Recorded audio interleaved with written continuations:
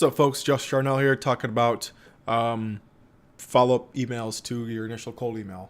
So, ended up getting, I guess, firing my lead gen guy. He's starting to bringing me less than stellar quality leads, duplicates. He'd have multiple contacts with the same email, and it was just really, he started slacking off. So I was like, you know what? I ain't gonna deal with it. Whew. On to the next when that day comes. But in the meantime, I'm going to be basically taking those contacts that he already generated and just not nurture them, but keep them in an email sequence until more convert, more or less. So like in total, I think he brought me about 16 to 1700 names and emails from about a little more than 1,000 different companies, and so far this is the first week that I didn't do any sort of new contacts. These are all people that are in the second stage of the email automation sequence, and they're getting that second round of emails saying, hey, you might have missed my first email, yada yada yada. So from that, this week so far, 810 emails were sent out. Got about 120 opens. From those, about 20 clicked the website. From that, 4 actually signed up and became new users, whatever you want to say. So the first round of emails was about a 20% open rate, 20% click rate, and 20% user of those users would end up signing up. 20% of the whole number, and then from that 20% of those people would actually go to the website, and then 20% of those people would actually become users. This time around, it's about 15%, and then again 20%. So, generally speaking, about 1 out of every 5 person that visits the website, from the B2B standpoint, will use it, and whatever the case is. So, that's nice. One of the emails I got back, I think it was on Monday. He responded to the email and just said, "Hey, yeah, we did miss your first email. We're going to use your service." That's what I'm doing this for, because it could be a situation where the timing might have been off on the first time around, or like he said, we did miss your first email. We're gonna sign up and start using it today. So shit like that happens, which is awesome. If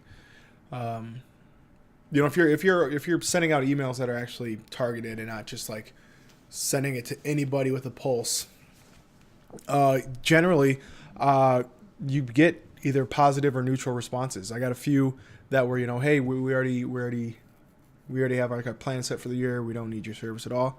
Say, okay, that's fine.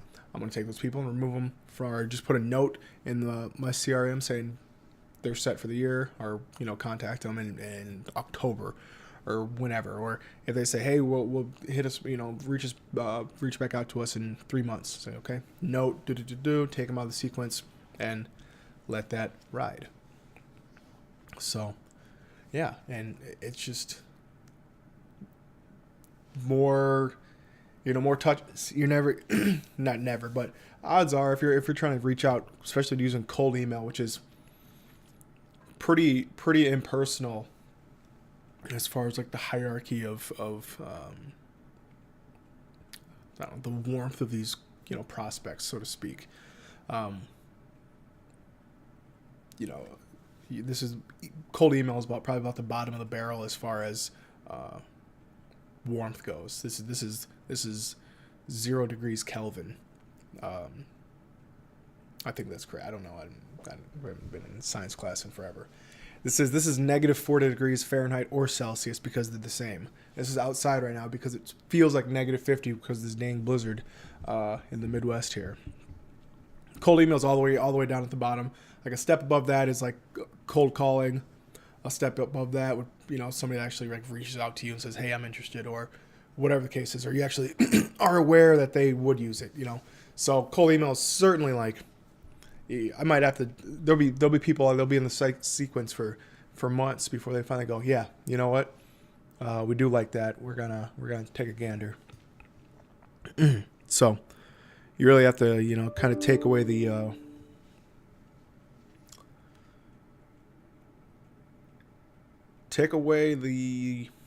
feeling that you're bothering somebody, because that's why people have business emails, is to conduct business.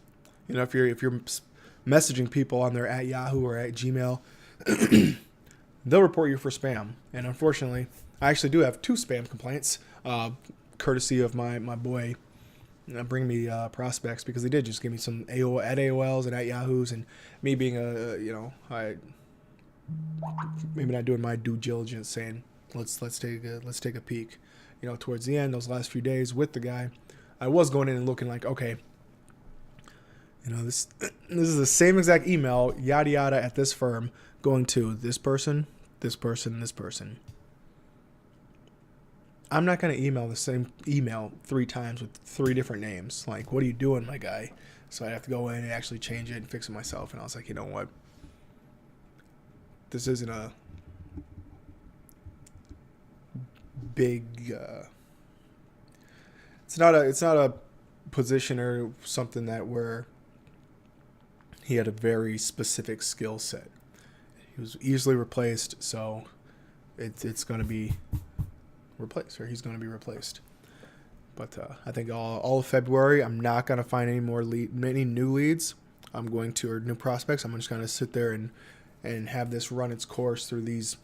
I want to say maybe like 1,500 people still in here that are going through, until, you know, everybody either buys or dies.